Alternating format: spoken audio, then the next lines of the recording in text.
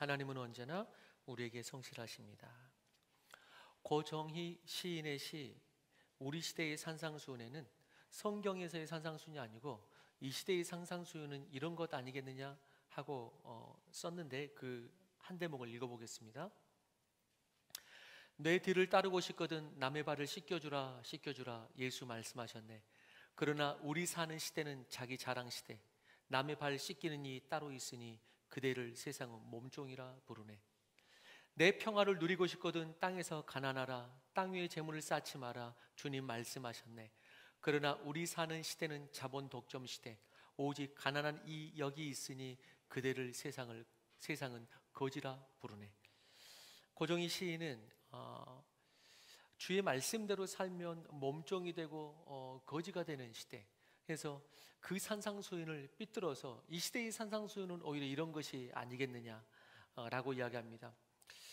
그리고 어쩌면 우리 마음속에는 이런 성경의 오리지널한 산상수훈보다 이 시대에 맞게 뒤틀어 놓은 이 산상수훈을 어떻게 보면 더 믿고 사는지도 모릅니다. 어느 정도 협의점에서 정말 하나님의 말씀대로 살면 거지가 되는 것인가? 말씀대로 살면 세상에 치여.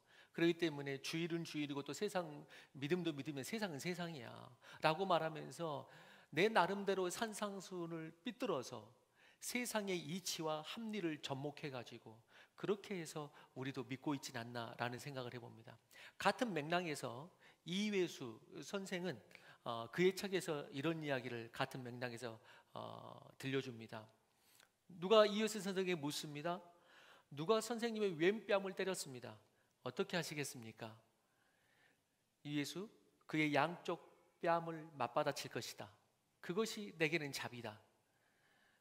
예수님과는 다르네요. 다르다. 나는 외수지 예수가 아니다.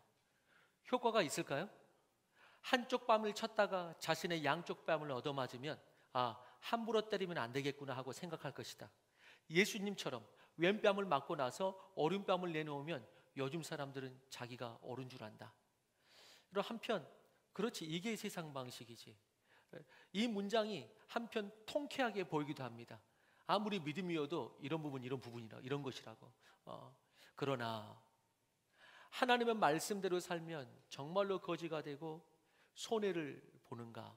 물론 일시적으로는 그렇게 보일 수 있습니다.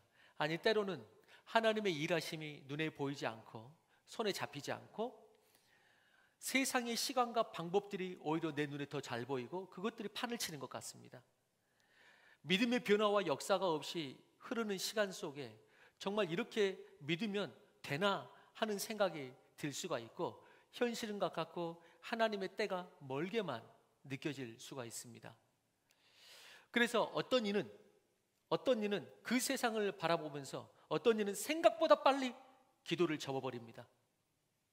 어떤 이는 생각보다 빨리 하나님을 향한 인내의 믿음을 잃어버리고 명목상의 신자로서 노미널 크리스천으로서만 살기로 어느 정도 선에서 작정을 하고 그리고 보이는 세상의 방법과 병행하면서 안목의 정욕과 이생의 자랑을 따라가기도 합니다.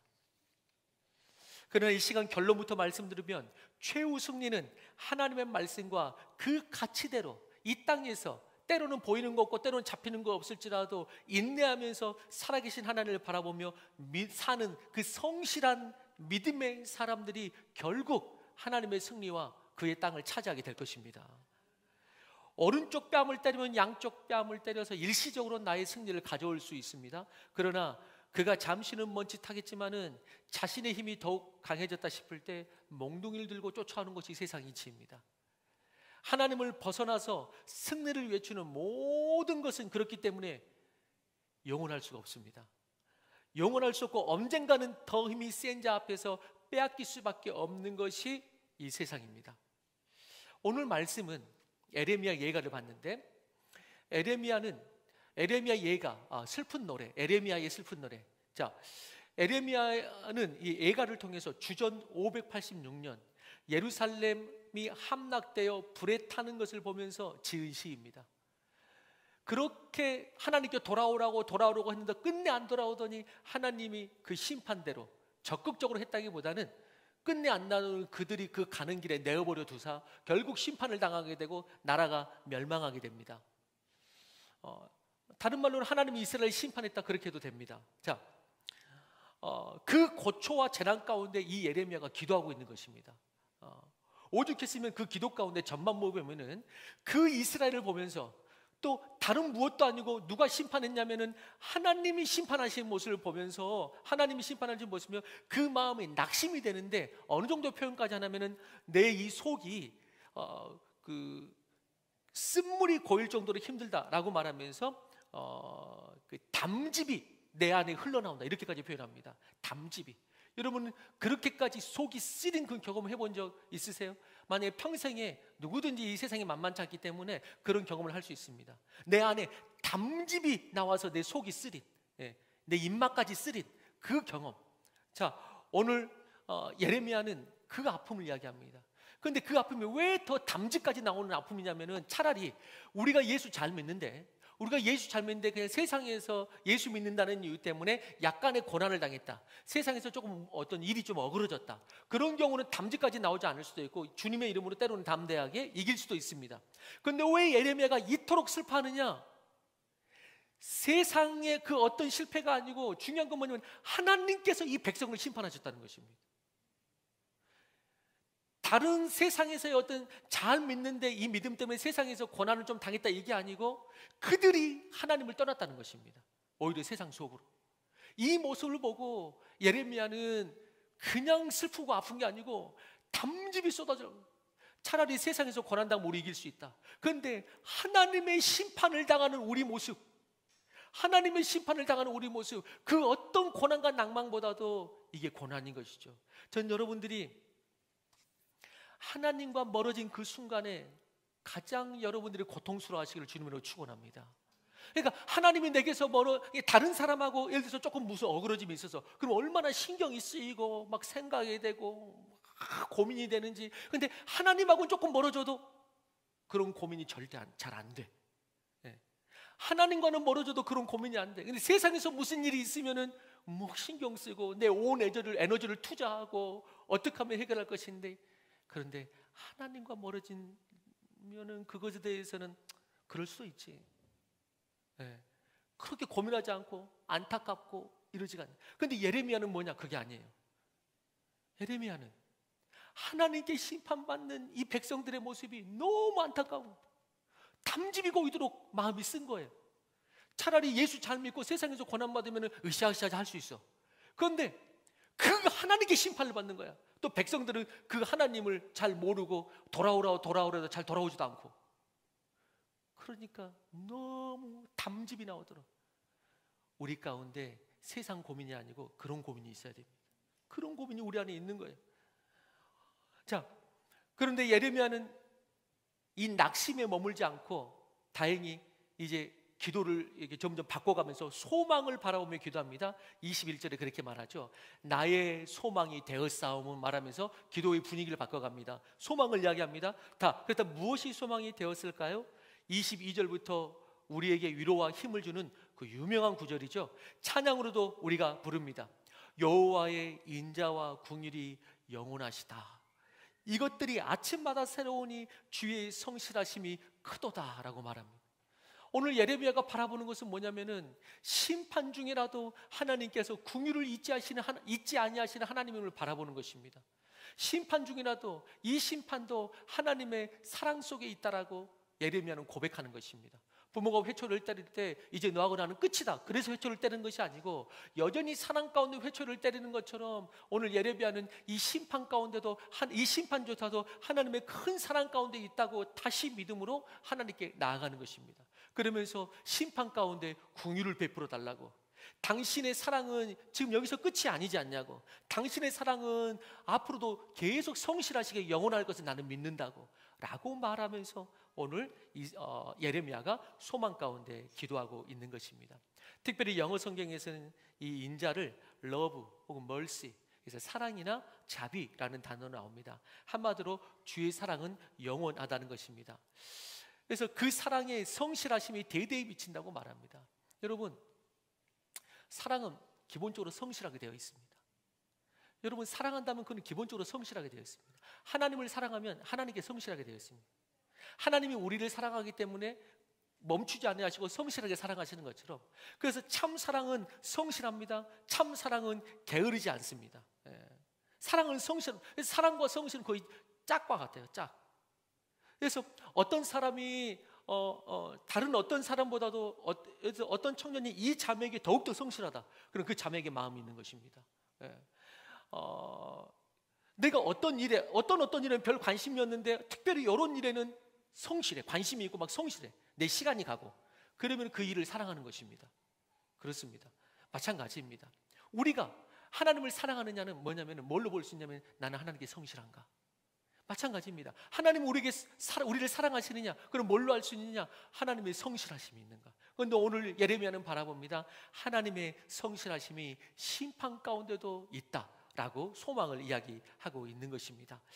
그렇게 여러분, 나의 열심이 아니라 하나님의 열심이 지금 여기까지 우리를 인도한 것입니다. 지금 이 예배의 자리에 한 사람도 자신의 힘으로 오지 않았음을 깨닫기를 주의 이름으로 축원합니다. 한 사람도 자신의 힘으로 온 사람이 없습니다. 자, 그래서 첫 번째 대지는 하나님의 성실입니다. 하나님의 성실. 여러분, 하나님보다 성실하신 분이 없으십니다. 사람은 사랑하다가도 지칩니다. 아무리 가까운 부부도 지칩니다. 내 상태에 따라서 나부터 쉬고 싶습니다. 마음이 있어도 육체가 안 따라주기도 하고, 물질이나 능력이 안 따라줄 수도 있습니다.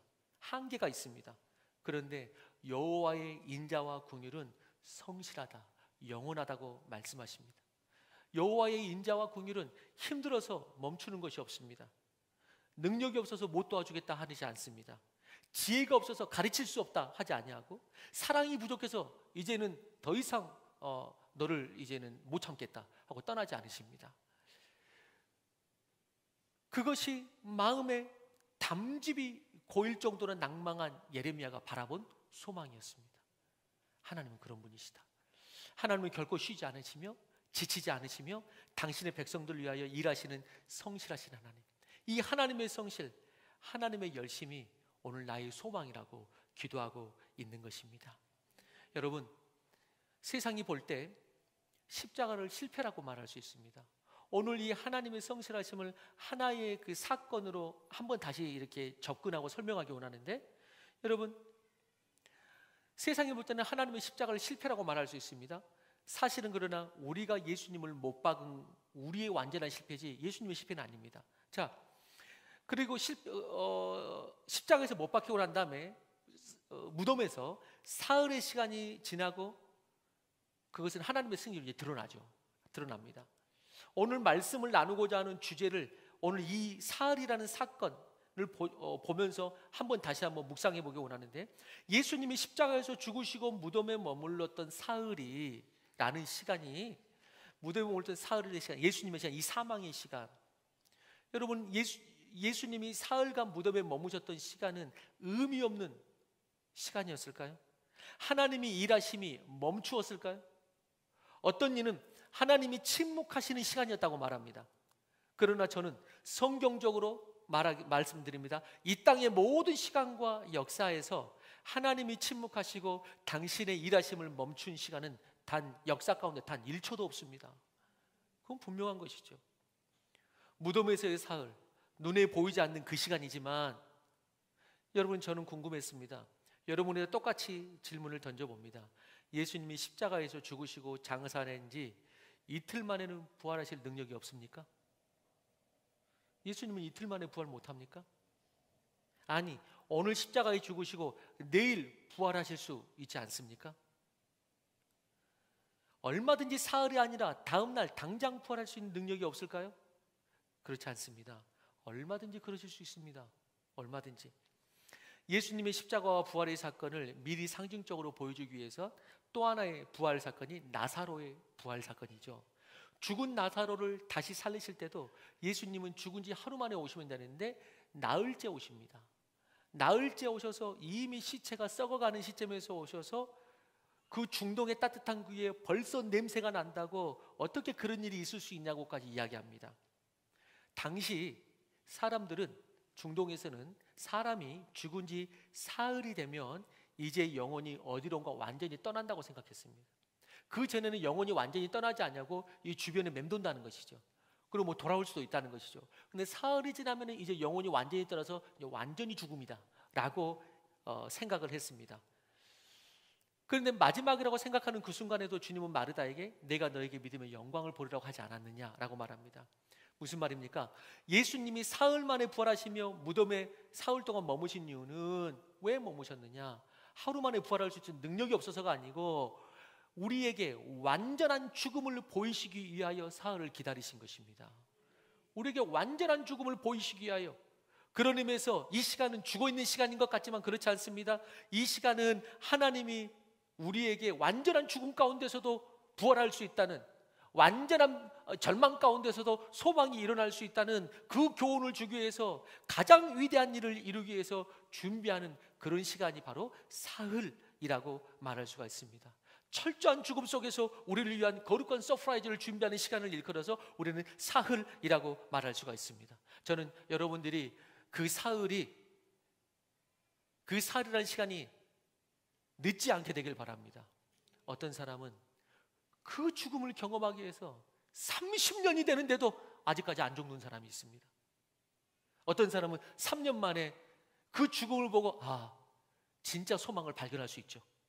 그런데 어떤 사람은 심지어는 신앙생활을 20년, 30년을 했는데도 아직까지 안 죽어가지고 그 부활의 소망을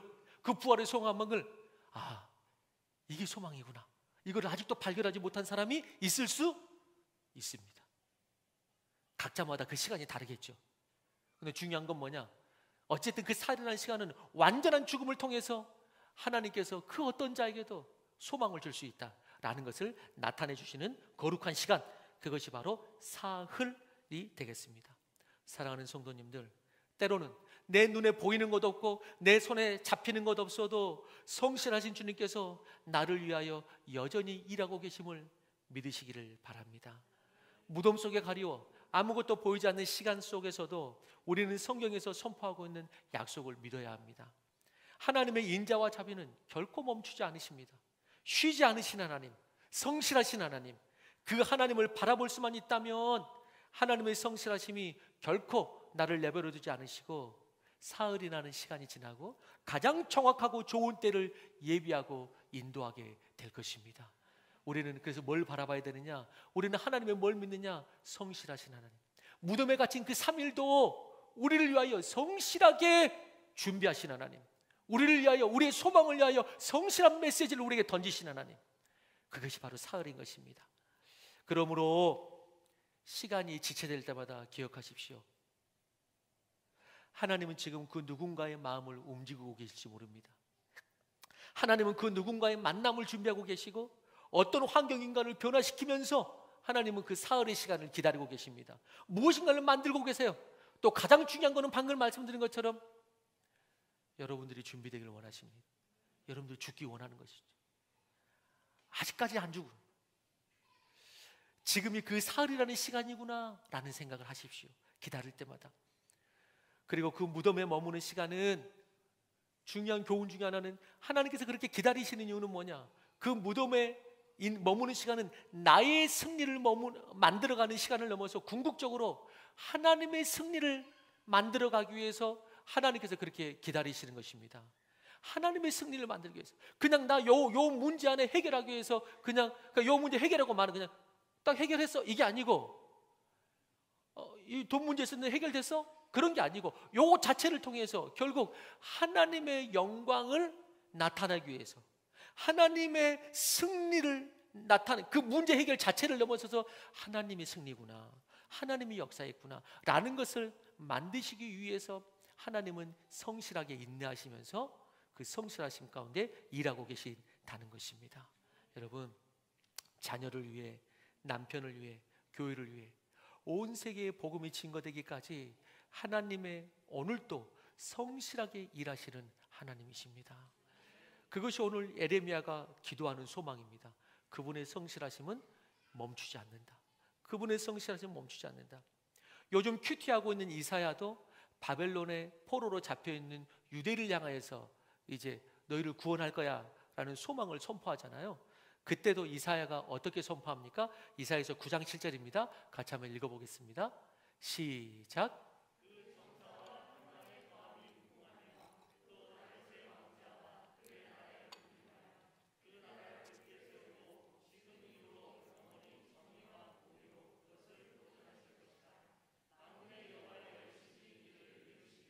네, 그때 당시에도 바벨론은 포로 가운데 있는 상황입니다. 소망이 없습니다. 근데 오늘 이사야는 말했습니다. 뭐라고? 여호와의 열심히 이를 이룰 것이라고 말합니다. 여호와의 열심히 이것을 이룰 것이다. 그들은 이룰 힘이 없습니다. 그들은 완전히 절망 가운데 있습니다. 여호와의 열심히 이룰 것이다 라고 선포합니다. 특별히 오늘 이 표현에서, 하나님의 성실하심 이 표현에서 다시 저도 힘을 얻게 되는데, 특별히 이 표현에서 힘을 얻습니다. 여러분도 힘을 얻길 되길 바라는데요, 그 성실하심이 아침마다 새로우니 늘 새롭도다 이렇게 말합니다. 아침마다 새롭다 이렇게 말합니다. 아침마다 새롭다. 여러분, 그러면서 우리가 진멸되지 아니하는 이유가 무엇인가? 하나님의 인자와 긍휼 때문에. 그런데 그 인자와 긍휼이 금세 지쳐버리고 하다 말아버리는 그런 것이 아니라 그 성실하심이 영원한데, 그 말은 무슨 말이냐면 곧 아침마다 새롭다 이렇게 말합니다. 아침마다 새롭다. 어제가 어떻게 되었든 오늘 하나님은 우리를 향해 새로운 마음으로 바라보신다라는 것입니다. 어제가 어떻게 되든 오늘 하나님은 아침마다 새롭다.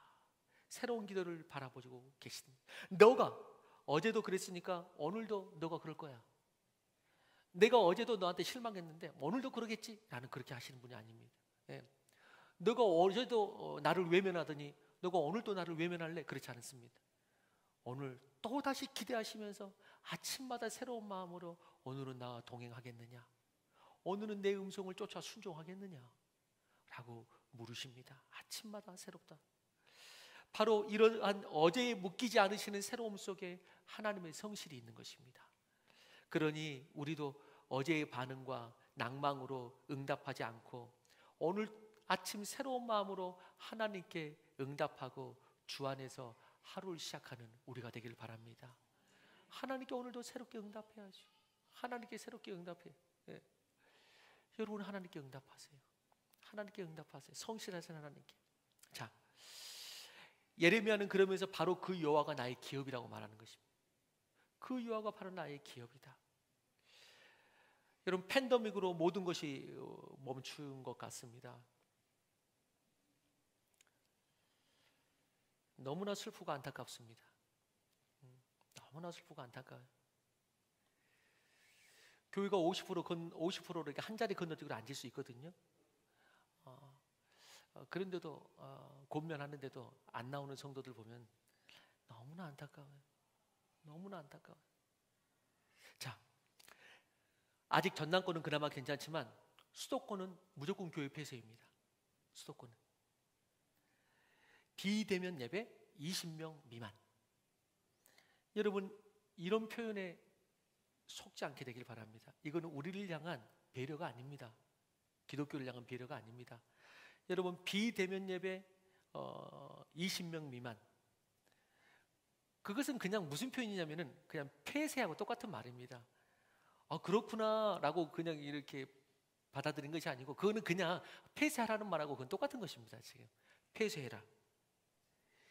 여러분, 이 나라에서 교회 외에 어떤 단체를 한꺼번에 그냥 어떤 한 군데가 좀 문제 있으니까 너희네 좀 당분간 폐쇄하자 이거 말고, 그냥 그 단체를 한꺼번에 폐쇄시킨 것은 이 나라 가운데 한 군데도 없습니다. 이거는 전 세계적으로 없는 현상입니다. 전 세계적으로 오직 교회만, 특별히 수도권 중심으로 전면 폐쇄시켰습니다. 만약 다른 단체에서 그렇게 했다면 후폭풍이 있기 때문에 그렇게 하지 못합니다. 민노총은 얼마 전에 몇천 명이 서울 한복판에서 모였고, 다음 주에도 강원도에서 여름 집회를 하게 됩니다. 정부에서 권면했지만은 강행하겠다고 말하여서 이제 집행됩니다. 강행됩니다. 그래도 정부에서는 못 멈춥니다.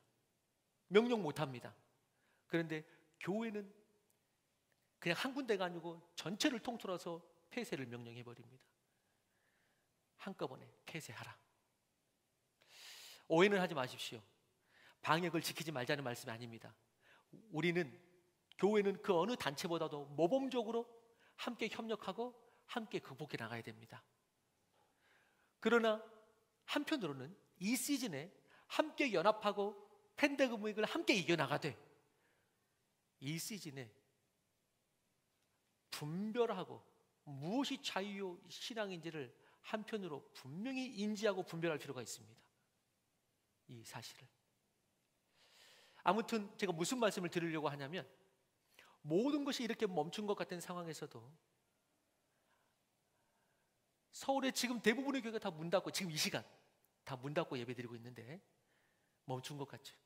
그러나 하나님은 멈추지 않으십니다. 그걸 기억하라는 것입니다. 하나님은 멈추지 않으십니다. 당신의 역사와 뜻을 이루어 가시며 지금도 일하십니다. 교회에 발걸음하지 못하는 그 안타까운 마음으로,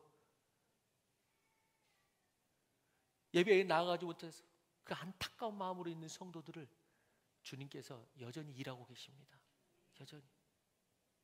교회에서 큰 교회 같은 경우는 5,000석 만석 되는데 20명만 나와라. 그 말은 무슨 말이냐면, 사역자만 해도 100명인데, 제가 있던 교회 같은 경우는 사역자와 직원만 해도 200명인데, 그 말은 직원들도 20명 빼고는 출근하지 말라는 소리입니다. 너희 직원들 출근하지 말으라고. 근데 사실 세상 가운데 어느 회사한테 너희 전체 회사 직원 출근하지 말라고 하지 않거든요. 출근하지 말라. 그렇기 때문에 그 안에 오늘도 5,000석 있는 그 자리에서 한 이제 사역자나 직원만 한 10명 앉아 있는 거죠. 이제 성도는 아무도 못 들어오고, 그 10명과 함께 예배드리는 그 목회자들, 그 사람들, 그들 안에도 이 시간에도 하나님 멈추지 않고 일하고 계신 줄로 믿습니다. 하나님 일하고 계세요. 하나님 역사하고 계세요.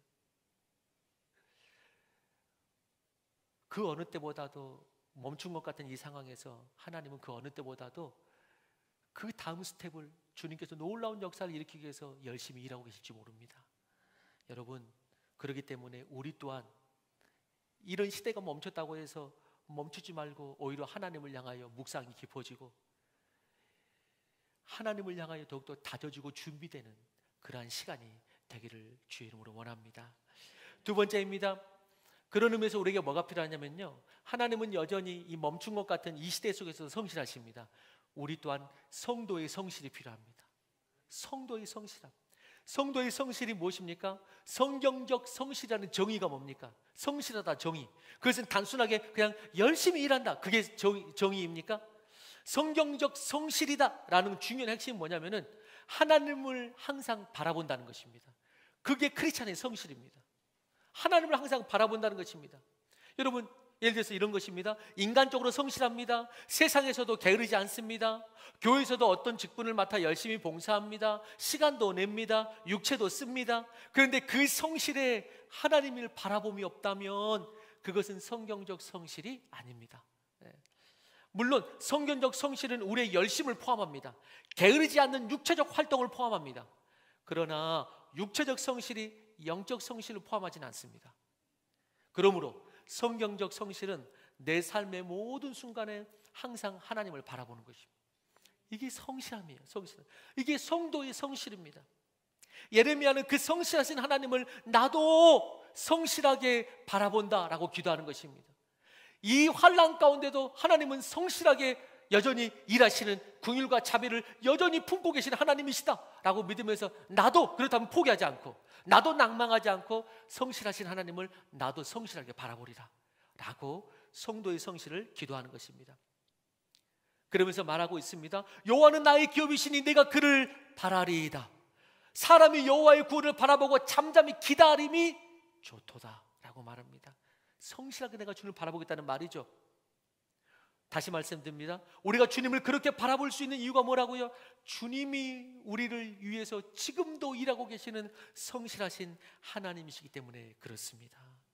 그 하나님의 성실을 바라보는 성실이 여러분들에게도 우리에게도 있기를 주의 이름으로 바라는 것입니다. 그렇다면 우리는 어디에서 그 하나님의 일하심과 성실하심을 볼 수 있을까요?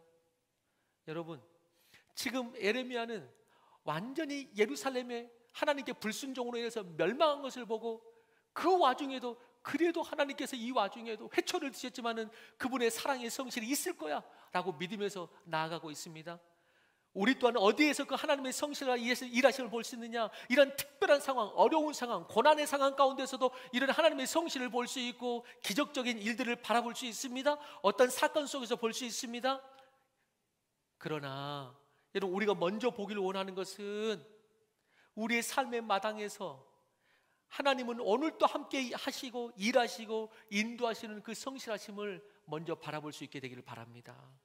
우리의 일상 속에서 하나님의 일하심을 발견하고 바라볼 수 있을 때에 우리는 그 일상 속에서 그 일상도 하나님의 기적과 신비가 될 수 있다는 것을 우리는 알게 됩니다.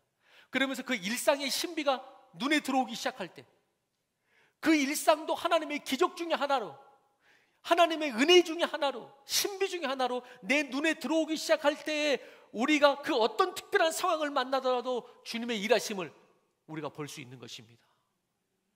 일상 가운데서 눈이 가려져 있다가 어느 한순간 눈이 훅 뜨인다, 그렇지 않다는 것입니다. 그렇기 때문에 우리가 하나님을 바라보는 성실은 어디에서부터 시작하느냐? 그 어떤 사건이 없을지라도 내 삶의 일상 가운데서 하나님을 볼 수 있는 영적인 성실함이, 그 시선이 있기를 원하는 것입니다. 스티븐 스필버그가 만든 영화 칼라 퍼플에서 우피 골드버그는 팔꿈치로 친구를 슬쩍 치면서 미소를 머금은 채 이렇게 부드럽게 말합니다. 저걸 봐, 하나님이 우리에게 눈길을 보내고 있지 않니?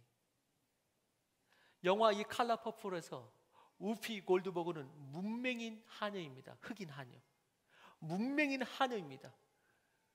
인생이 밑바닥, 낭망하고 어려운 그가 또 다른 하녀, 친구와 작은 길을 걷는데 철길을 따라서 울타리가 쳐 있고 그 너머에 라벤더 꽃이 흐드러지게 멋진 보랏빛 언덕이 펼쳐져 있습니다.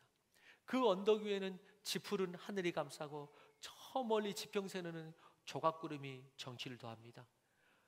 이 골드버그는 그 시대의 문명인으로, 흑인 하녀로 삶의 밑바닥에서 낭망하며 처절하게 살고 있어요.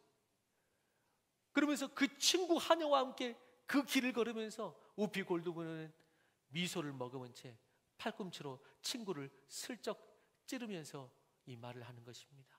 그 삶 가운데서 그 낭망한 그 친구, 문명인 흑인 하녀로 밑바닥의 삶을 사는 그 친구에게 저걸 봐, 하나님이 우리에게 지금 눈길을 보내고 있잖아. 하나님이 지금 우리에게 지금 눈길을 보내고 있잖아.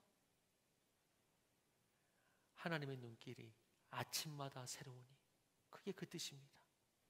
아침마다 새로우니 늘 새롭도다.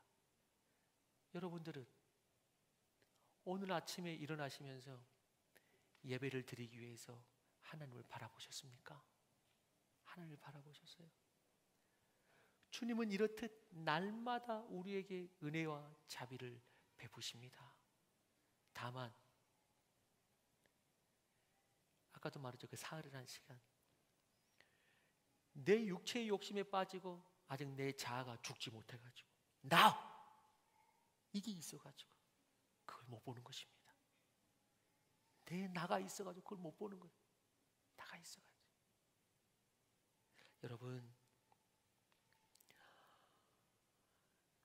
일상은 하나님의 눈길, 하나님의 신호, 하나님의 섭리가 가득 차 있습니다.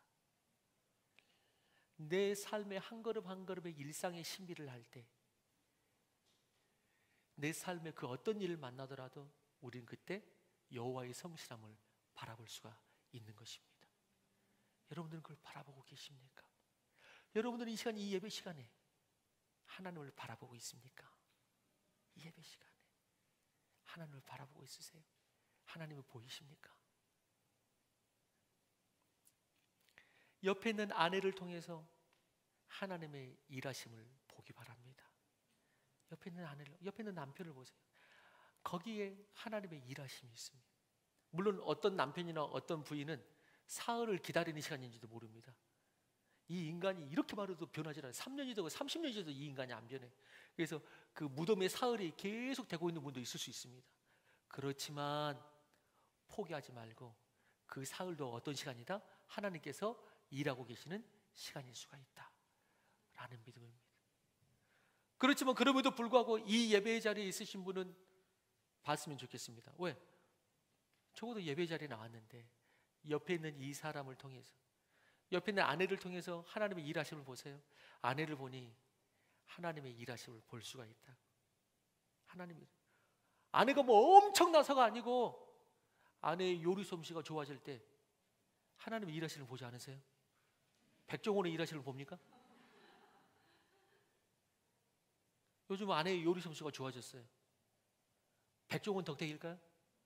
저는 하나님 덕택이라고 믿습니다.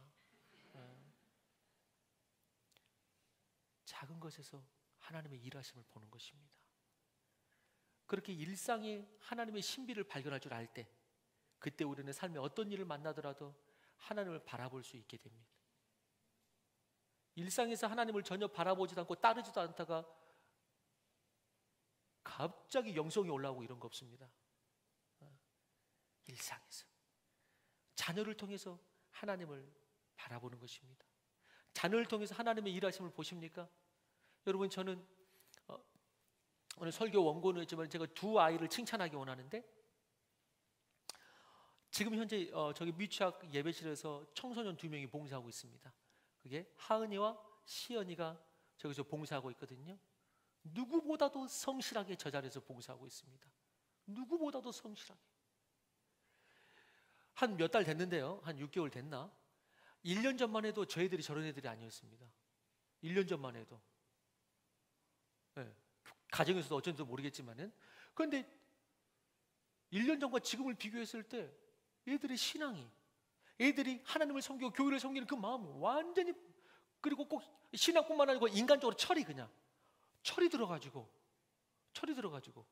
얼마나 아이들이 기특한지 몰라요. 이 둘이서 얼마나 성실하게 봉사하는지 몰라요. 빼지 않, 같이 우리 찬양할 때 봉사하자 그러면은요, 다른 청소년 같으면은 하고 계속 막 짜증내고, 요즘 왜 이렇게 짜증을 잘 내는지 모르겠어. 청소년들이 뭐 지들이 왕인 줄 알아. 그런데 같이 찬양하자, 언제든지 빼지 않고 와가지고 기다렸다가 같이 기쁨으로 찬양하고, 얼마나 예쁜지. 그러니까 공부도 잘하잖아. 하은이가 요즘 이번에 성적이 좋게 나와가지고, 그리고 공부도 잘하죠. 다른 것도 막 같이 올라가. 하나님을 섬기니까 성품도 올라가고, 세상에서 실력도 올라가고, 하나님을 섬기니까 같이 올라가. 그래서 제가 이번에 상 좀 주려고요. 이 둘을 너무나 성실 잘 섬겨주니까. 이 둘이 들리는 말이 옷이 없다고 그래서, 여름 옷이 별로 없다고 그래서 제가 광주 충장도 가지고 옷을 좀 사주려고. 근데 약속을 했어요. 내가 너희들한테 내가 옷을 사주겠다. 옷을 사주겠다. 너희는 너무 잘했다. 칭찬하고 싶다. 격려하고 싶다. 내가 옷을 사주겠다. 그러면서 내가 한 5만 원 정도, 한 사람당 5만 원 정도 되는데 옷을 사주고 싶다. 그런데 보니까 요즘 옷값이 그냥 싼 거야. 2, 3만 원 정도 사죠. 근데 위에 거 하나 살 때는 사죠. 근데 위아래를 한꺼번에 사려면은 5만 원 좀 넘어야 되더라. 그래서 제가 일부 예배 때도 좀 부탁을 드렸어요. 혹시 감동이 되시면은 교회에서도 어느 정도 될 테니까, 교회에서도 한 5만 원 될 테니까 제가 노부기사님께 또 부탁을 드렸어요. 5만 원 이런 거 지출하냐면 언제 지출하냐고. 5만 원만 지출해 달라고. 그 여러분들이 감동이 되시면은 한 사람이 5만 원 이렇게 좀 후원하려면 좀 부담되잖아요. 여러분, 10,000원만 지원해 주세요. 10,000원만. 10,000원만 한 5사람만 지원하면은 걔네들 옷 사줄 수 있어요. 3, 4만 원짜리 말고 한 그래도 입을 만한 거 좀 사주려고. 이왕 사주는 거 확 사줘야지. 그것을 10,000원짜리만 골라 이러면 안 되잖아요. 한 5, 6만 원짜리 해가지고 둘이 하나씩 사주려고요. 뭐 여러분 자식 아니니까 감동이 안 돼? 여러분 10,000원씩만 좀 후원해줘요. 10,000원씩만. 1부 예배 끝나자마자 6만 원이 모였어. 2부 예배 분들은 어떤 분들인지 제가 좀 보겠어요. 1부 예배 끝나자마자 6만 원이 들어왔어요. 2부에 계신 분은 어떤 분들인지. 예. 만약 10만 원만 채워주면 되는데 10만 원이 넘으면 어떻게 해야 되느냐? 어떻게 할까요? 내 옷 사면 되잖아요. 나는 사면 안 돼? 나도 하나 사면 안 돼? 남으면 저 여름티 하나 사면 안 될까? 그렇게 살려고요. 그래서 아이들에게 격려해 주려고. 제가 무슨 말 하려고 이 말을 했습니까? 하나님께서 이 아이들을 보면서도 하나님이 키우시는구나, 이걸 느낀다 이 말입니다. 하나님이 키우시는구나. 저는 우리가 우리 자녀들을 하나님 안에서 키우시기 바랍니다. 하나님 안에서 키우니까 얘들이 이렇게 잘 자라는구나, 이렇게 잘 자라는구나. 여러분, 여름 휴가 단순하게 멈추는 시간이 아닙니다. 성실한 성도의 성실함으로 시간을 보내보십시오. 하나님을 바라보는 시간. 늦잠도 주무시고 놀놀이도 하시고 맛있는 것도 드세요. 그런데 하나님 앞에서 지난 전반기의 삶을 묻기도 하고 응답하기도 하고, 그러면 서로 대화할 때 부인과 남편이 대화할 때도 너는 전반기 잘 지냈냐고, 아이들에게도. 그리고 하반기, 후반기 우리가 어떻게 보낼 것인가, 하나님을 바라보는 그 성실함이 있는, 그런 나눔이 있는 그러한 여름 휴가를 한번 가져보세요. 그 성실함이 있는. 한 발짝만 더 나아가서 성도의 성실은 하나님을 바라보고 하나님의 일하심을 바라본단 말이죠. 그리고 한 발짝 나아가서 그 하나님의 일하심에 동참하면 더 좋습니다. 그 하나님의 일하심에 나도 동참하는 그 성실. 바울은 그래서 이렇게 고백하고 있는 것입니다. 바울의 말씀, 고린도후서 11장이죠. 고린도서 11장 같이 있습니다. 시작.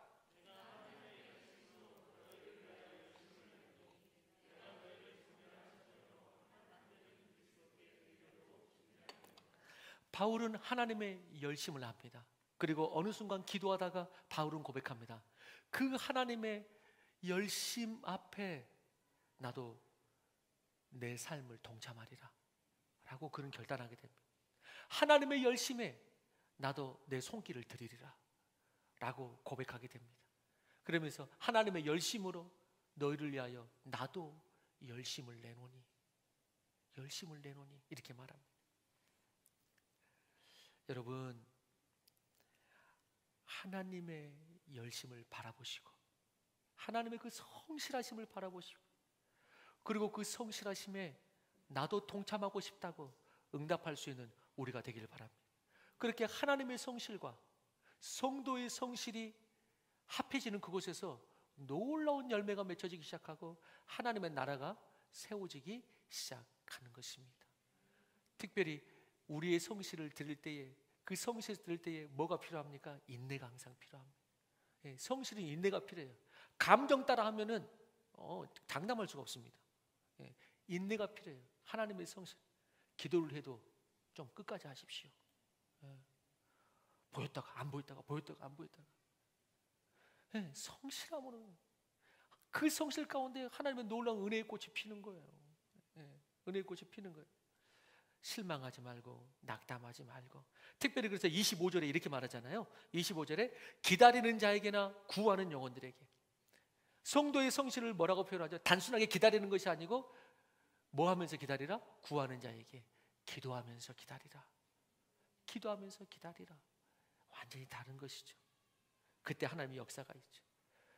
때로는 눈에 보이는 거 없고 손에 잡히는 거 없을지라도 하나님의 일하신 가운데 우리의 성실함의 그 어떤 그 손길이 절대 없어진 바 되지 않냐고 씨로 뿌려져서 어느 순간 열매 맺게 되어 있습니다. 어느 순간 열매.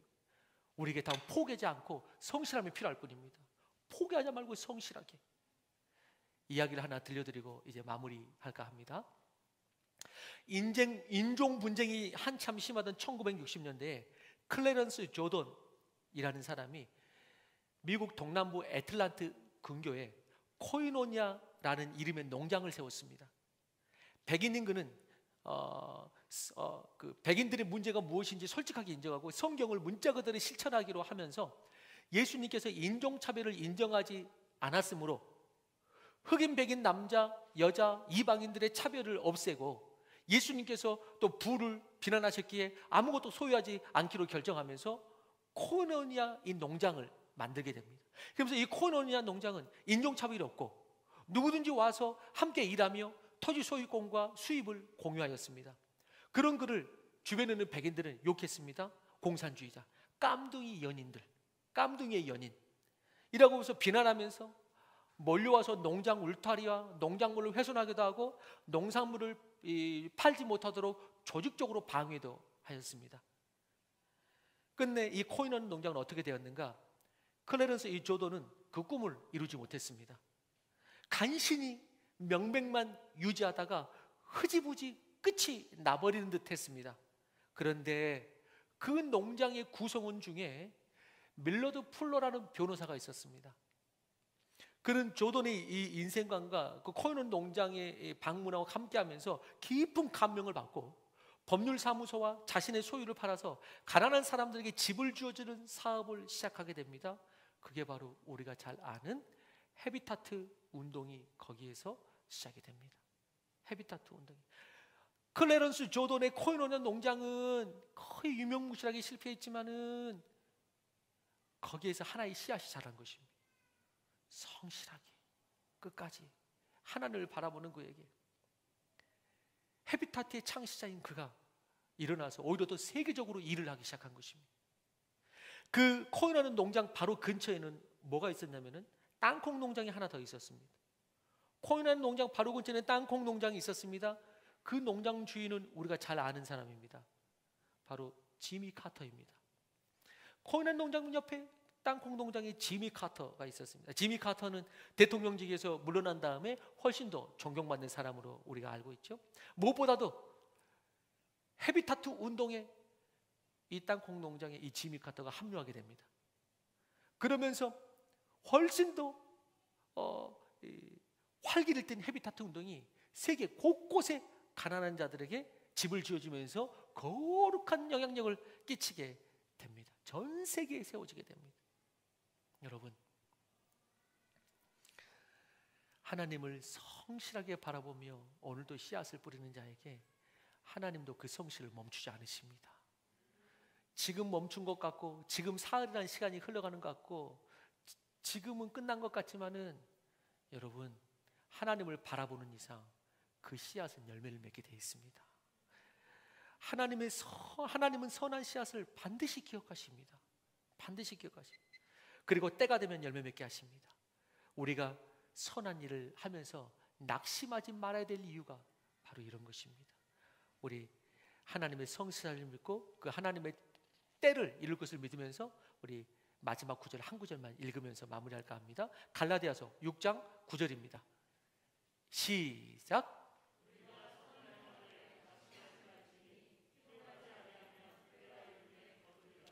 아멘. 하나님의 성실하심 그리고 성도의 성실, 여러분들은 이 하나님의 성실을 믿고 그리고 우리의 성실로 하나님께 응답하여서 귀한 열매와 승리를 맛보는 모두가 되기를 주의 이름으로 축원합니다.